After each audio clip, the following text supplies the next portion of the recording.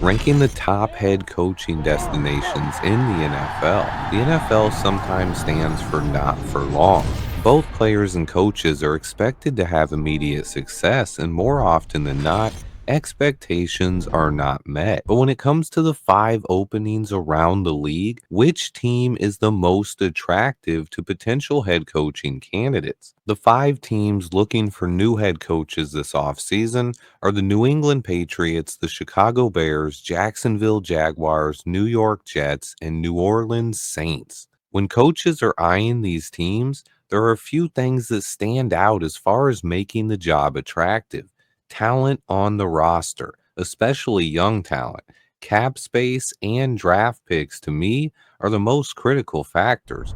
The Patriots lead the NFL with $134 million in cap space. On top of that, they have a young potential franchise quarterback in Drake May and the number 4 pick in the upcoming NFL draft. They also have a young roster averaging 26.7 years of age, a prime destination for most coaches. Next up is the Chicago Bears, who are top 5 in cap space at $83 million currently. They have a top 10 pick in the draft, a young franchise quarterback in Caleb Williams, and a young ascending roster to go with it, coming in just a hair younger than the Patriots with an average age of just 26.6 years old. I think when you look at the top 5 of all these situations, the Bears and the Patriots stand out as the clear-cut top 2 options available. The next 3 teams each have some issues. The Jags do have some attraction. They have an owner willing to spend and a young roster.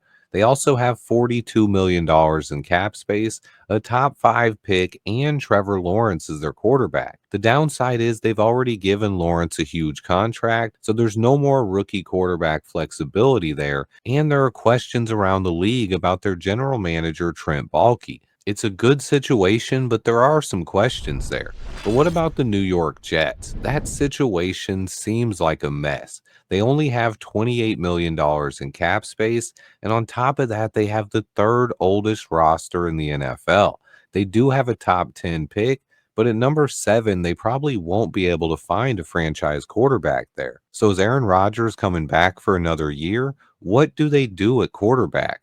This situation could get murky, but with young talent like Brees Hall, Garrett Wilson, and Sauce Gardner, they at least offer some intrigue to potential coaches. When it comes to the New Orleans Saints, though, I am so unsure about that situation. They enter the offseason negative $80 million in cap space, by far the worst in the NFL. And this is after already trading off star cornerback Marshawn Lattimore. They are still $80 million in the hole. On top of that, they're stuck with Derek Carr, who's going to be 34 years old and making $50 million the next 2 years.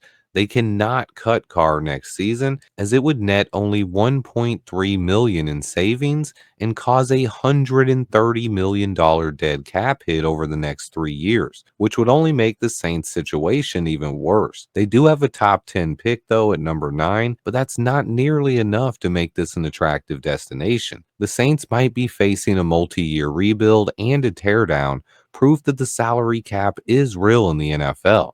But it's not entirely bleak. They do have some young talent on the roster. But when looking at all 5 situations, I think it's clear that the Bears and Patriots stand out as the top 2. The only downside to those situations are both teams playing tough divisions, which might be the one benefit Jacksonville has going for them, playing in a weak AFC South division. The Jets and Saints, though, are both difficult situations. I could see the Jets bringing Rodgers back for a year and restructuring some contracts to potentially try to make one last playoff run for Rodgers. How realistic is that, though? I don't know, but the Jets are staring in the face of a rebuild soon enough. The Saints, meanwhile, aren't quite at rock bottom, but they might need to trade and release a handful of players just to get under the salary cap.